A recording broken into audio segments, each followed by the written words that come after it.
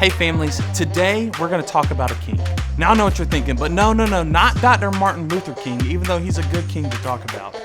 Nor are we even going to talk about King James. You know, the current NBA champion. No. And not even the Lion King, even though that's one of my favorite kings as well. You know what I'm talking about. I'm gonna be a mighty king, so enemies beware. Yeah! Nope, not the Lion King. We're gonna talk about a couple kings from the Bible.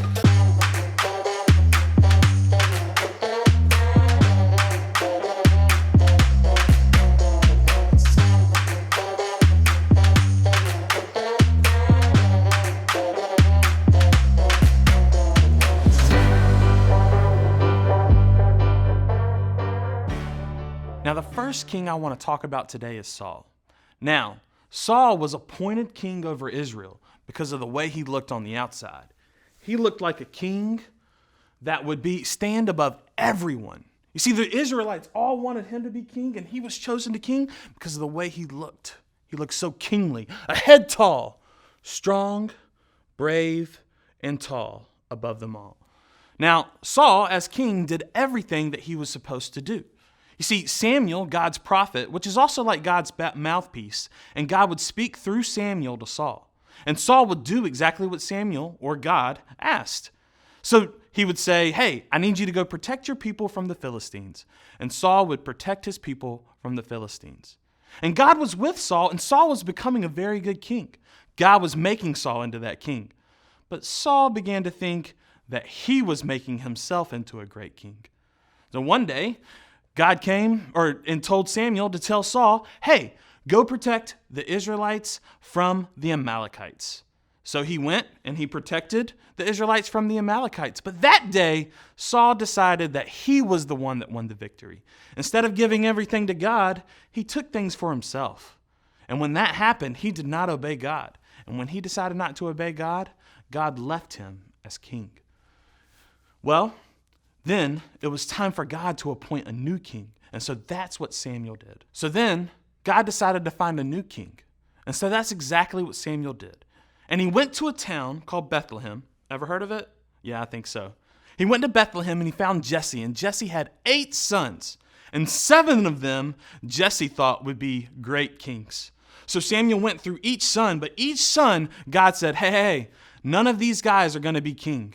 Everyone else looks at what's on the outside, but I look at what's on the heart. And then finally, Samuel asked Jesse, hey, do you have any more sons? He said, well, there's one more, and he's out in the pasture, and he is a shepherd. His name is David. Now, can you imagine a shepherd becoming king? But if we really think about it, the shepherd had the heart like God's heart. And so the shepherd, the one that no one else expected, became the king. And this shepherd, David, would go on and he would defeat lions and bears and a giant and armies for the country of Israel. That was how he was the king to God's people. But David, he wasn't a perfect king. He made many mistakes as well. So he also wasn't the king that Israel ultimately needed. But God did make another promise to David. And that promise that he made was very simple, that one day your great-great-great-grandchild would also be king. Now, many years later, the Israelites were waiting for this king, and they kept looking all around, but I have a feeling they were looking in all the wrong places. See, this king, he didn't come to the palace. He wasn't the king that we thought would be strong, tall, and brave, like many kings are supposed to look like. You know, he actually looked a lot like us. See, this king, he didn't come in a palace. He came in a little dingy manger that kind of looked like this. He came and he looked like us. He walked among us. He lived a life that we couldn't live, though, a perfect life. A life that Saul couldn't live and a life that David couldn't live. And then he died a death for us on the cross. See, this king would become the king of the whole world, not just Israel. This king was Jesus Christ. Hey, you're going to talk about what a king should look like in your families, and you're going to be able to pray together. So take this moment with your family and gather around and talk about what the king should look like.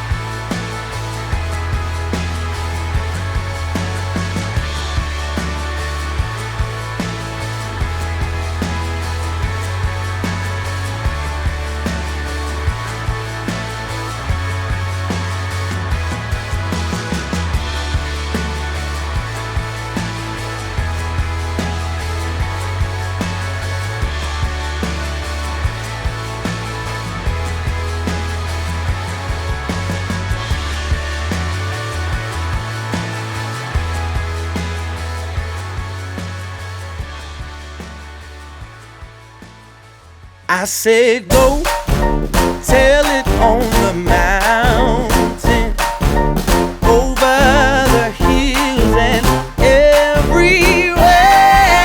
Go tell it on the mountain that Jesus Christ is born. Don't go tell it, Lord. Hey, Lord. Don't go tell it. While shepherds kept their watching, or silent flocks by night. Yeah, yeah. Behold, throughout the heaven, behold, there shone a holy light. What you say? I said go tell it on the mount. Go tell it, yeah. Over the hills and everywhere. Go tell it on the mountain that Jesus Christ is born. Don't go tell it. Don't go tell it. The shepherds feared and trembled. Oh, yes, they did. When low above the earth, rang out the angel chorus that held our Savior's birth. I said go tell it on the mountain. Go tell it, yeah. Over the hills and everywhere. Go tell it on the mountain that Jesus Christ is born. Tell it, gotta tell it, gotta tell it, yeah. Oh Lord, Lord, talking about Emmanuel. Oh yeah, Talking about the rose of Sharon. oh yeah, Talking about the Lion of Judah. oh yeah, Somebody say hallelujah. oh yeah, Talking about Mary's baby. oh yeah, We're talking about the Rock of Ages. oh yeah, Talking about the Prince of Peace. oh yeah. Come to save you and me.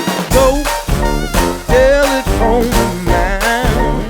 Tell it, yeah. Over the hills and everywhere. Go tell it on the mountain that Jesus Christ is born. Oh Lord, ooh,